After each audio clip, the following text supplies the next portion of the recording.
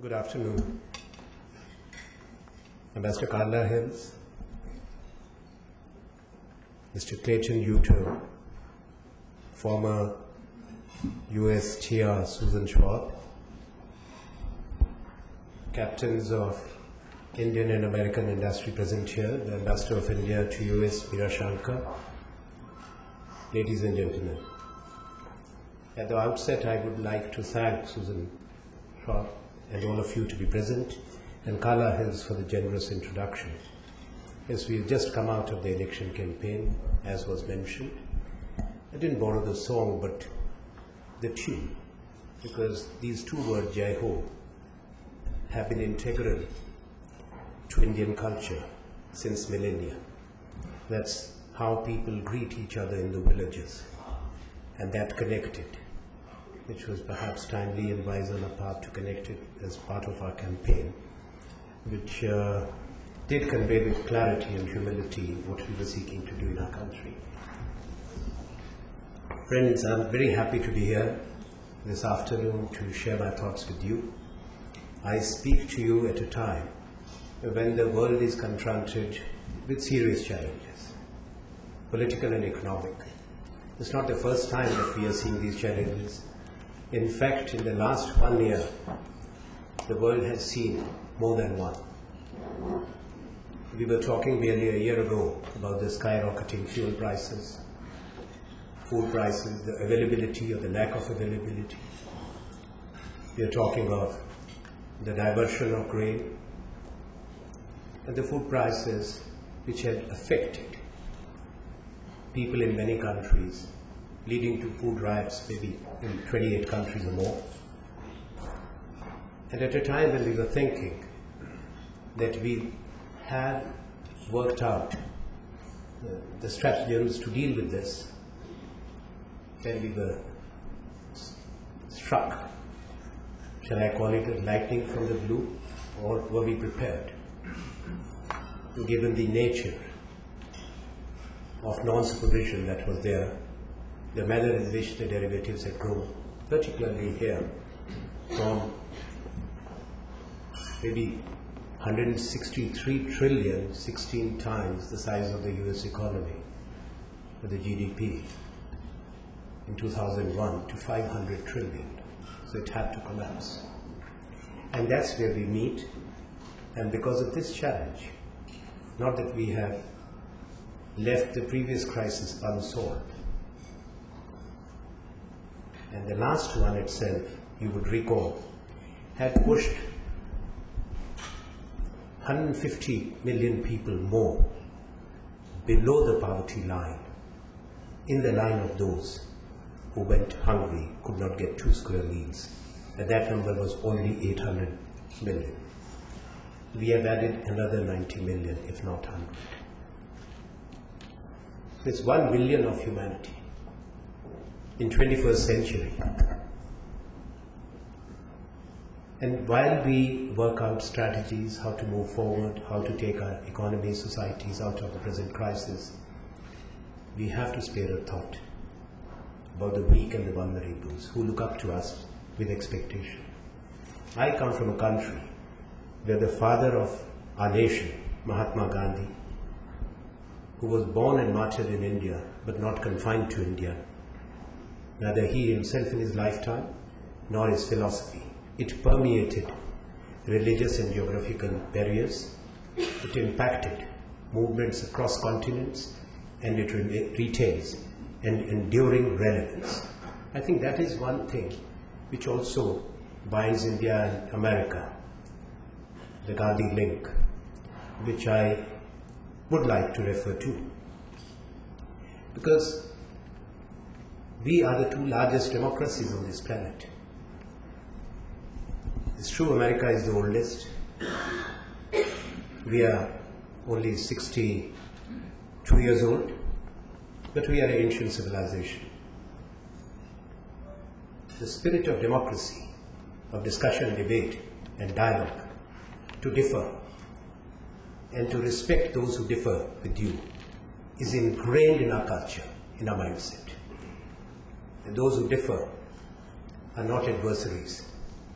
Those who differ can be friends. That's where I come from.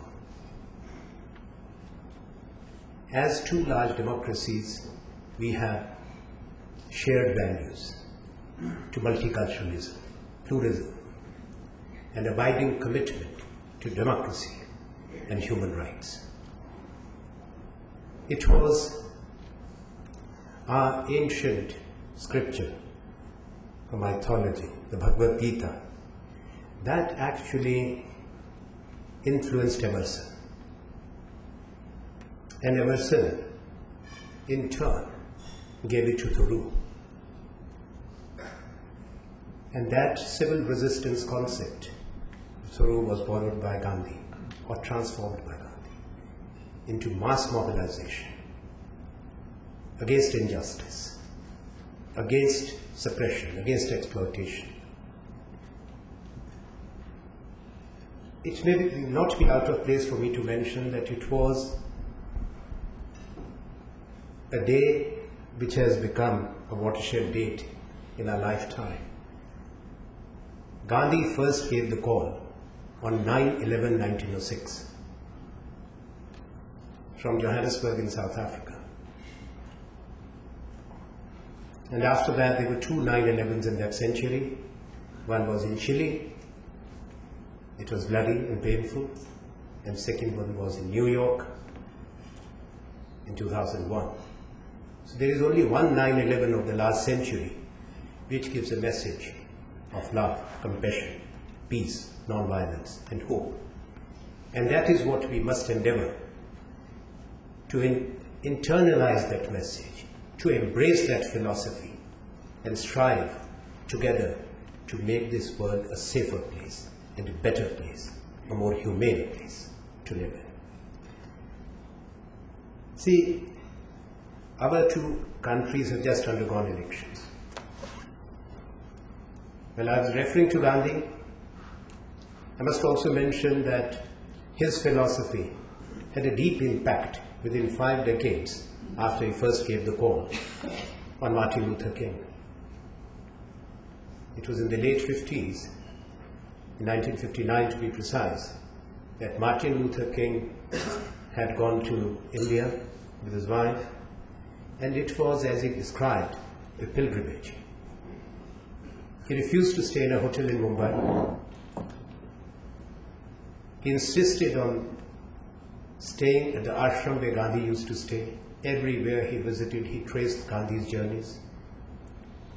And to commemorate the 50th anniversary of Martin Luther King's visit, we had a delegation of the US Congress of Black Caucus, led by none other than John Lewis, who was part of the Big Six, who had led the march on Washington and one of the keynote speakers. It was a privilege to meet him and his colleagues. And Martin Luther King Jr.'s son was there with his wife. It was a moving moment. And I could use my resourcefulness or influence as the Information and Broadcasting Minister to get hold of the only copy available of Martin Luther King's address on the All India Radio and presented it to them. Why it was doubly important? That within 5 decades much had changed. After President Johnson signed the bill, in 2009 January you have President Barack Obama taking oath of office. His inauguration was a defining moment. When you look at elections in both our democracies, the oldest and the largest, the world has watched these elections with interest and with hope. At a time when the world was sought to be divided, new barriers being brought up, the talk of clash of civilizations, the strife, the violence that we see, the people of America spoke. Your elections, not only momentous, but a tectonic shift for the good. And it was a tribute to the people of America, truly proving that it is a multicultural, pluralistic, constitutional democracy, where people's right to determine their choices, to choose their leaders, is respected without any qualification. People of India also voted. 714 million voters. Not all of them voted, but we had added between the last election and this election 73 million voters more. Good enough to be the population, more than the population of many of the developed countries. We had about 60% of the people casting their ballot, and our people also spoke. They voted for continuity. They voted for secularism. They voted for development. Why it is important? That in today's time, if you have a look at the map in my part of the world, we do not have the comfort or luxury of peace and quiet in our neighborhood or extended neighborhood. There is violence, there is terrorism, there is volatility, there is anxiety, not confined to us. Yes, we are anxious. But that anxiety again permeates continents, because the challenge that is posed is a challenge to the world itself, the world in which we all live together. Therefore, the Indian election and the vote was important. And yes, it's also to the credit of both the President of the Indian National Congress, Sonia Gandhi, and Prime Minister Dr. Manmohan Singh, who gave to India in 5 years a government which was committed to development, a government which meaningfully engaged with the rest of the world, a government which was transparent, a government which was and remains accountable. And that is how it should be in any democracy. Now, when we are talking of the present times, the sheer enormity of the present crisis has beginning to sound clear. I don't want to say something which is not known, but frankly speaking, very few could have imagined when we were talking of deepening our economic engagements, the severity of the crisis. Nobody could have thought that we will have the General Motors seeking a bailout, or the Lehman Brothers and the AIG going under. Nobody would have thought. But when we look at the present situation, countries are affected. Adversely, everyone is, without quantifying. Some are more, some are less. I would put India in the category of those countries which is less adversely affected. Not that we are not connected with the rest of the world. We live in a world which is globalized, which is interconnected, but less affected in the sense that our share of global exports was not as much as that of other countries who may be more severely affected. It's true that our exports have taken a hit, and we are worried about that in many of those sectors which are labor intensive. But we are less adversely affected in a manner that we have, the fundamentals of Indian economy are very strong. We didn't have the kind of instrumentalities called derivatives and all, which I was referring to. Our banks are robust. The Reserve Bank of India keeps a close look. The surveillance mechanisms are good. We have a huge domestic market, which is growing. A huge middle class. 62% of what we produce, Tarun is here, correct me if I go wrong, we consume ourselves. Our domestic saving rate is strong, close to 36%. And our domestic investment rate is also big, same 36-37%. So one of the highest saving rates in the world, one of the highest investment rates nationally. That is what gives us strength. So while we are talking about the present situation, the present crisis, I may say that India today stands at a point where it can meaningfully and substantially engage with the world. In any case, present time is different than what it was maybe even 2 decades ago. Though it's true that this century is significantly different from the previous one, each decade is different for that matter. Because last century had seen enough. 2 world wars, and after that, the emergence of countries which were colonized or subjugated for centuries. Asia, Africa, Latin America. And perhaps India's independence was the trigger. Please bring it here. So here, thank you.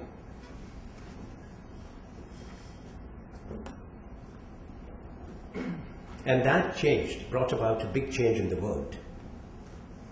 Today, those countries which were mere bystanders are also playing a meaningful role in the geopolitics, in economic matters, in strategic matters. The countries of Asia, Africa, and Latin America, whether it's China, big neighbor, India, Brazil, South Africa. Now, the engagement of these countries with the developed countries is an important issue in dealing with the present and shaping the future. We embarked on our journey soon after independence, when we invested in institutions of excellence. The India of today has emerged out of the investments made, the wisdom of our leadership, particularly India's first Prime Minister, Jawaharlal Nehru. And it was in partnership with the United States of America. We tailored our institutions, the IITs, the IIMs, in the same lines. Later we had India's first Green Revolution, with much assistance coming from the United States of America, and that was when Indira Gandhi was the Prime Minister. Why it matters to us? Because through that Green Revolution we became self-sufficient in food. And at a time when we talk of food security, the fact that India is capable of feeding its 1.1 billion people is the biggest contribution to the world's food security. And what we seek now is to work together to embark on the second Green Revolution, which should be our priority. I know that in our mind it is. Now, when we look at present-day India, where we have reached after we embarked on the path of economic liberalization, that was in 1991. When the present Prime Minister, Dr. Manmohan Singh, was the Finance Minister of India. We opened up slowly. At that time, it was said that when the pace is slow, it was important what India was doing wisely, doing correctly. Because one thing is sure, being a democracy, any decision which is made, any legislation which is enacted, must have the backing of the majority, must have the backing of the widest possible domestic consensus. But the changes which are brought are durable, they sustain. They do not change with the change of ministers, they do not change with the change of regimes. That is important what happened to India. And in this 18 years, you see a lot of activity and energy. With the economic growth, there has been redistribution of that wealth. There has been investment within the country in a big way, investments outside India. And we have seen the emergence of the Indian middle class. I don't want to quarrel with the numbers. Some say it is 300 million, some say it's close to 400 million. Even if it is 300 million by global standards, it's huge. and their incomes have quadrupled in the last decade. So they have the spending power. But what India is also doing, that we are trying to slowly transform the rural India. Though agriculture today may be contributing only 20% of our GDP, but 60% of Indians depend on agriculture for subsistence. For many of them, it's a livelihood issue. They're very small land holdings. Our farmers, when we look at farmers, are not those that many of our farmers would wish to be. Those have huge acreage. They do not have. In fact, before leaving Delhi, I was frantically working on a package for the coffee growers, because they are hit hard by indebtedness. And if we do not do something for them, they'll really go under. But these are the farmers who have made their own contribution, and the government has been mindful and conscious as to what we can do. So we have been making the investments which are required to bring about a change, to create facilities and infrastructure in the rural areas, to narrow the gap between urban India and rural India. Last 5 years' story is an interesting one and a very powerful journey. We recognized the priorities. It was the government of India which decided to undertake national campaigns. One is called Bharat Nirman in Hindi. This means Build India. It is creating tens of millions of jobs, building community assets, providing sustainable incomes to poor people. We created the largest social security net, perhaps in the shortest time in the history of the world. We guaranteed 100 days of employment for every able-bodied Indian in the rural areas, covering every village, every district, where the income of their hard-earned income, of their labor, is now transferred straight to their accounts, whether post office accounts or bank accounts. There are 65 million of these accounts under the National Rural Employment Guarantee Scheme. There's massive internal resource mobilization. I'm not saying that we were anticipating what will happen in the world, but maybe it was providential.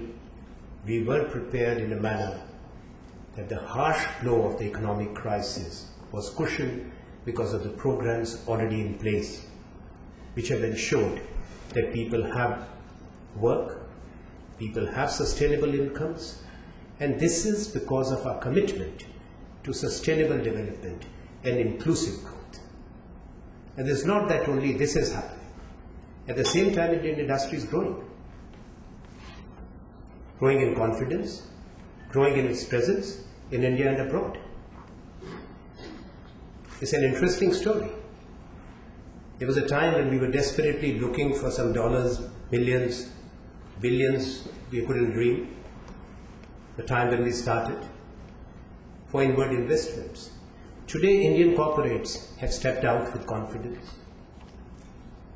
If you look at their acquisitions and mergers, Indian corporates have invested more in many countries, in Europe and even in America. Yes, we are appreciative of the inward investments of the FDIs which India has received, and also the FII money which keeps on coming into India. But what is not fully realized is that what Indians have been doing outside India, creating wealth, creating jobs. And all this talk, when I hear, and I talk to my friends about the services sector, about the BPOs, that there is the talk that, well, a lot of jobs are going to India. Or Indians have taken away the jobs in the IT sector, the Indians have taken away services sector jobs. I came across some very interesting details.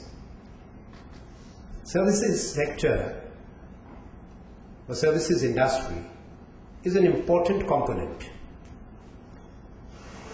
So the inflow of services and outflow of services is almost balanced in India now.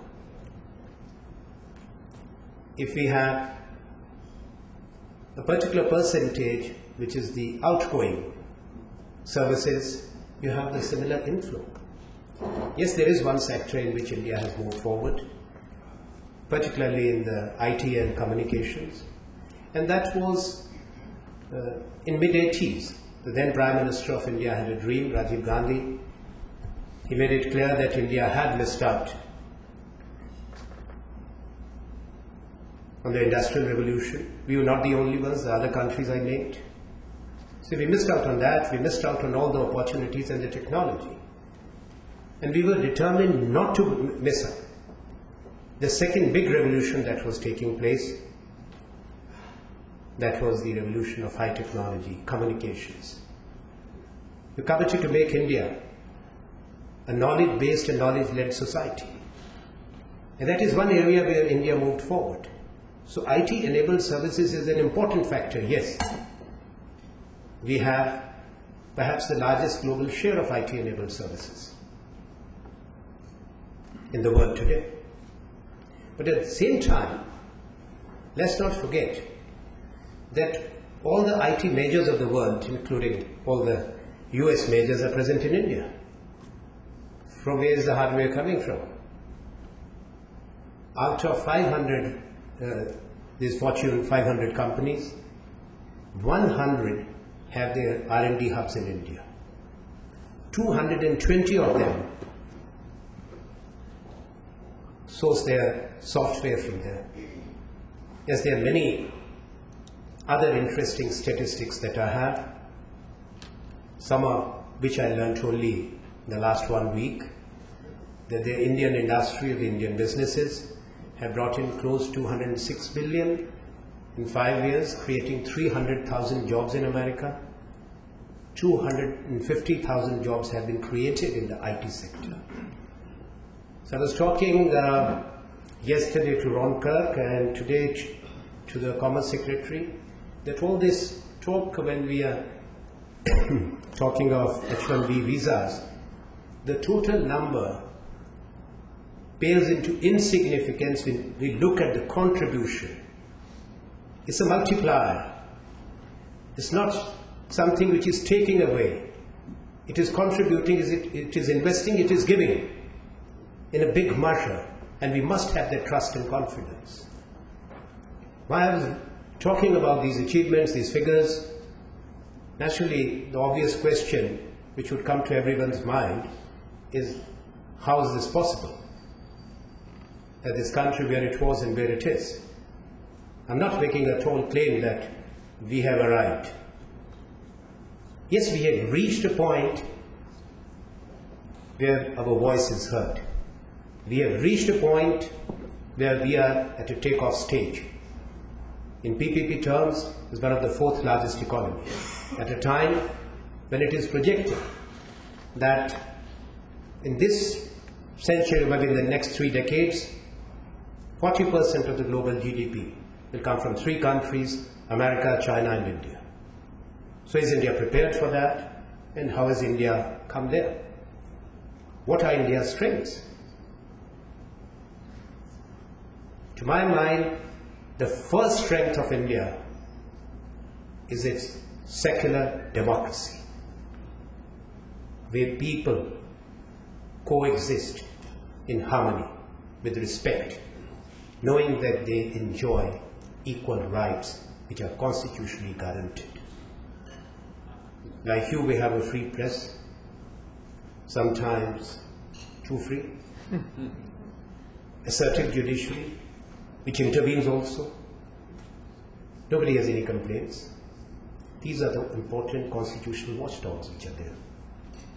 But the biggest strength of India today, and which will remain for decades to come, are the human resources of India.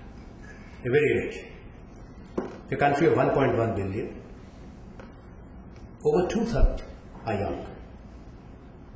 They have their dreams, they have their hopes, they have access to the best tools, available tools of information and technology.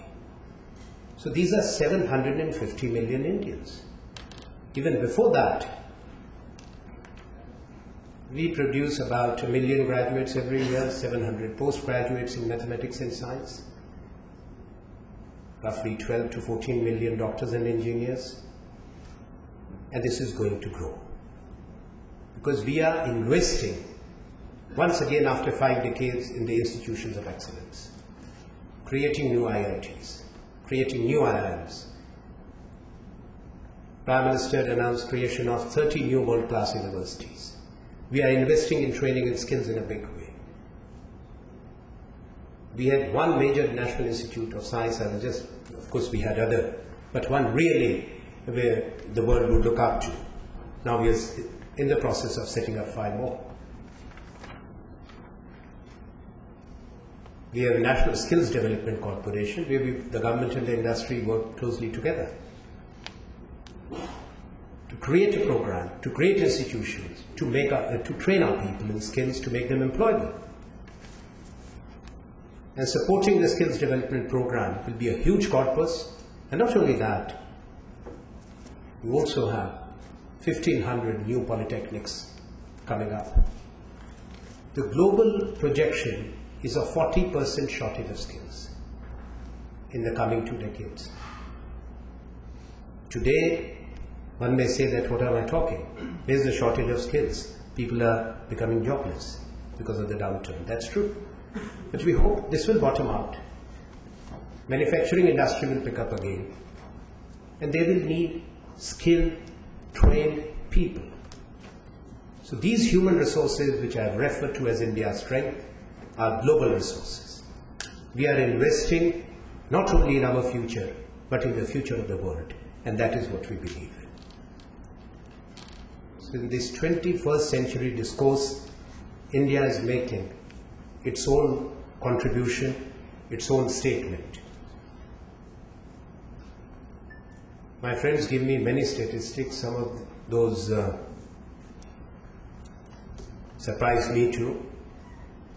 But when we are talking, once again, of economics, and I was referring earlier to what is happening in India, I referred to our agriculture, our middle class. There are 10 million mobile phones which actually are being purchased in rural India. It's rural India which is the mainstay today in a big way, because the incomes are there for the people. So 12 million mobile phones every year, that keeps it going. And the way the India's infrastructure is developing and expanding, in addition to the internal resource mobilization, there is much more which we can expect. By conservative estimates, so the estimates confirmed by industry, by economists, India can absorb minimum 500 billion in 5 years in infrastructure. So the opportunities are beckoning. So those who are finding it difficult to look elsewhere, look east, look towards India. That's what my message would be. Surely we have an investor-friendly regime. There are issues which are raised. All the countries keep on fine-tuning their policies, rules, regulations, which we also do from time to time. There are many areas where we need to share our knowledge, our technologies. Agriculture is again one area where we need investments in agro-based industries, in fruit processing industries. I come from a hill state. India is one of the largest producers of fruits and vegetables in the world. Our post-harvest losses are immense, maybe 30%, but in case of fruits and vegetables, which are perishable, 40%.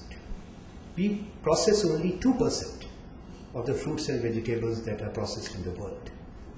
That is one huge area which will create employment. There will be value addition, better income for the farmers, and I'm sure that our chambers of commerce and industry will look at that. There are many other things in the global context which come to my mind, because as the industries of the world are also moving towards India, which I refer to, also that there's one industry which presently is suffering, where the diamonds and the jewelry. This is not the right time, perhaps, to talk of diamond and jewelry when we talk of economic downturn. But the fact is that it is a big employment provider in my country. And 11 out of 12 diamonds which are produced in the world pass through Indian hands. That's a big number. And India, despite that, remains the land of paradoxes, and that's why our commitment to an inclusive growth. That's what my focus would be. India has always been open to engage with the rest of the world. America is our largest trading partner. China is also closing up. We have our economic engagement with every region of the world, whether the comprehensive economic cooperation agreements with countries in Asia, or the economic partnership agreements which we are negotiating with Japan, the free trade agreement between India and ASEAN, in fact we have just concluded, and with Korea too. We are engaged actively to put together India-SAARC-Mercosur agreement. I've been at it for the last few years. So you know, when we talk of international agreements, when it involves more than one country, Susan, you would know better, it requires much of an effort, but we persisted. And what we are doing under the IPSA trilateral is also important. India, Brazil and South Africa is an initiative of 3 countries, 3 vibrant democracies of 3 continents, of Asia, Africa and Latin America. We have had 3 summits. And economic engagement is integral to IPSA initiative. Why I refer to this? That India is a country which is committed to engage with the world, to exchange its experiences and to learn from the experiences of others. There are many areas where we have made our own statement of our own achievements, particularly in the field of high technology, IT, and in space sciences. That's one area where India and America need to cooperate besides agriculture, as I referred in science. Last year was a golden year for Indian space institutions. Last April, we fired 10 satellites in 1,000 seconds using the same Indian vehicle in 10 different geostationary orbits, making India the first country ever to do that. Some were our satellites, some were satellites of other countries, and some were satellites made by students in the universities, the nanosatellites. They did well. Then we launched a lunar mission, 1/6 the cost of NASA.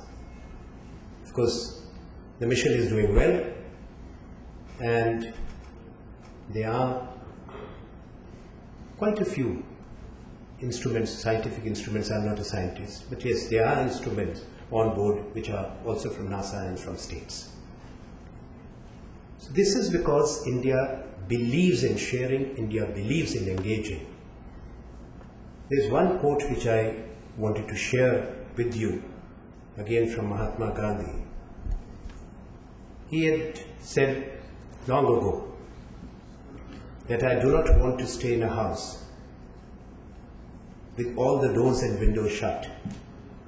I want a house with all the doors and windows open, where the cultural breezes of all lands and nations blow through my house, but I refuse to be blown off my feet by any. Unquote. It's a beautiful and powerful quote of Gandhi. That in fact speaks of India's mind, India's commitment, India's ability to engage with the world, to share with the world, and to create a world which is better and a happier place. Having said that, I would like to just say one thing. When we are talking of the present, there are many issues which come to our mind. Last year we have seen many landmarks. One which I must refer to was the Indo-US nuclear agreement. It tested the wisdom and the strength of the leadership, the commitment of the US leadership, and the commitment of my Prime Minister and our government. India's impeccable credentials on nuclear non-proliferation, the fact that we were transparent and open in our approach, we had reached a stage where we could also jointly work with other countries and contribute. And we appreciate the leadership which United States of America provided, acknowledging India as a strategic partner and spearheading, as we had agreed in 2005 July, when my Prime Minister had come here, in the nuclear supply group. You know, first it was the IAEA, but in the nuclear supply group, to push through an unconditional waiver for India. And that, for my country, is an important statement by America and the world. India being reintegrated in the global mainstream for nuclear cooperation opens new pathways and many pathways of cooperation.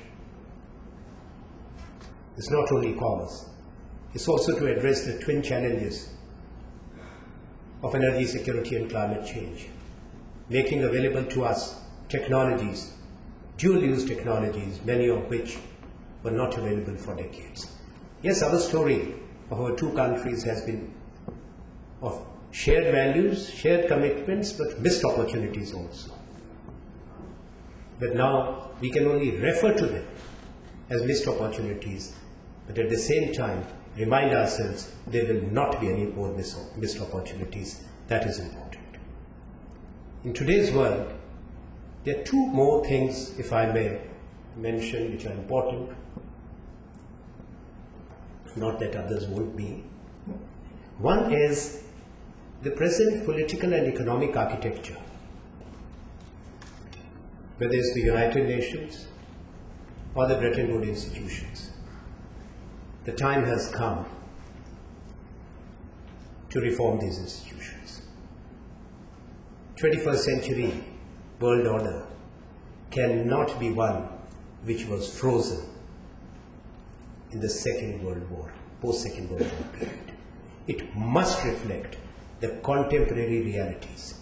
The world order, both political and economic, must be democratic and representative to have efficacy and credibility. I cannot think, but it is there, a United Nations Security Council which excludes the largest democracy on the planet, that is India. The entire continent of Africa is out. Latin America and Caribbean are out. It is not representative. It must change. Similarly, the World Bank and the IMF. Institutions remain lively and vibrant when they keep on evolving, keep on responding.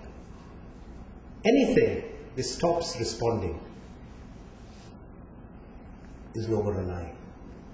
Let's not allow these institutions to fall into that kind of status. The second is what is being currently discussed, is about the multilateral trading regime. And the question is whether Doha is on or the Doha is off. Many sitting here have been more involved in Doha than what I have been. Yes, the Doha development process started because there was a need to correct some structural imbalances in global trade. And development was at the core of the Doha process. Our negotiators, our leaders have invested a lot to reach where they did. Whether it's talk on agriculture, market access, then when initially I was told not now, a few years ago, because in my previous responsibility also I was required to have some working knowledge of what was happening. That what was NAMA. So I remember about 4 years ago I said, what is this NAMA business? They said it is about the industrial goods. I said, no, fine. So I started educating. And so one thing is clear, that people have talked, papers have been produced, positions have been sought to be harmonized. When we are talking of multilateral negotiations, to create a global trading regime which is rule-based, and that is what we all desire, which is fair, rule-based, equitable, gives access to all. And also when it came to the question of development round, because it was taking on board the legitimate concerns and aspirations of the people in the developing countries, including the genuine livelihood concerns of tens of millions of farmers living in very, very poor countries. But when nations go to a negotiating table for any international treaty or a regime, we go with open minds. We carry our own checklist with us, each one of us. Because our people, whether rich countries or poor countries, all have aspirations, all seek better access of movements of goods and services. Otherwise, you cannot say that what we are seeking to achieve is truly a global regime. And negotiations are all about people coming from different backgrounds, nations coming from different levels of development, different challenges, sometimes the priorities too are different, but with a shared commitment to work together. And how do they do that? To try and harmonize the positions, to find a middle ground. Walking the middle path is the best way to walk. If we are able to find a middle ground where everyone is comfortable and happy to stand upon, then there is no resentment anywhere. In my view, in any situation, even within a society, within a country, between countries, and globally, on any issue which concerns the multitudes and the masses, a perfect solution we can aspire for is not possible. The only solution which is possible is a fair solution, an honorable solution, an acceptable solution, acceptable to one and all. And that is what I am committed to. That is what my Prime Minister, my country is committed to. We do not want to hear this word logjams. Let's work together to break it and take forward the process. Much has been invested in it. I did talk to USTR Ron Kirk in Bali. We had another meeting yesterday, and we hope that building on the efforts which have been there, the two draft reports which were submitted in December 2008, we will be able to restart the process. We are for the resumption. It may not be advisable to reinvent. It is advisable, and it would be wise to re-energize, to reactivate the process and take it where it should be taken. That would give a message of hope to the world. We live in times where people are anxious, governments are anxious. This challenge, economic challenge, cannot be resolved by waiting and watching. It can also not be addressed by new barriers coming up, which would come in the way of global trade. This challenge must be converted into an opportunity. We cannot have a situation that India is waiting, that let's see how the American economy is doing. Once the demand picks up there, maybe my exports will pick up, and China thinks the same way. And US is waiting to see whether China improves. No, we must not wait. We must act. Take decisions which are correct. Take decisions for which coming generations will remember the leadership of today. That these leaders had the wisdom, had the courage, had the commitment. I was looking at one quote from your President Obama. It took a lot of blood, sweat and tears to get to where we are today. But we have just begun. Today we begin in earnest the work of making sure that the world we leave our children is just a little better than the one we inhabit today. It's a powerful statement. Let's respond to that with respect, as he has responded, and before that, many other wise men and women, to the messages of people from Gandhi to Mandela. And today, the wise men and women who want us to do what is correct, to take this world out of strife, despair, and bring hope. And let's leave it a better place than what we inherited, and a better one in which we have lived. Thank you.